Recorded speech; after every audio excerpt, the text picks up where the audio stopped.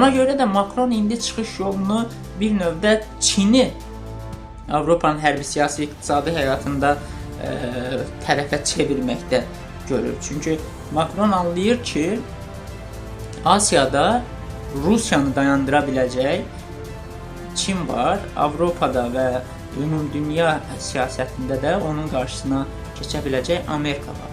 Və burada bu üçlü arasında bir rəqabət mühitini formalaşdırmaq əslində Avropanın xilası baxımından daha uyğun ola bilər. Çünki Çin də əgər Avropa siyasəti ən azından Şərqi Avropaya daxil ola bilərsə və oradan daha çox mənfəət götürmək yoluna çıxarsa, bax bu halda bir nöqtədən sonra əlbəttə ki, Rusiya da anlayacaq ki, o artıq Avropa ilə deyil, həmçinin ABŞ-la, həmçinin də yeni bir rəqib Çinlə burada üz-üzədir və ona görə Rusiya da məcbur qalacaq ki, maksimalist siyasətindən nələrdənsə yenə imtina etsin.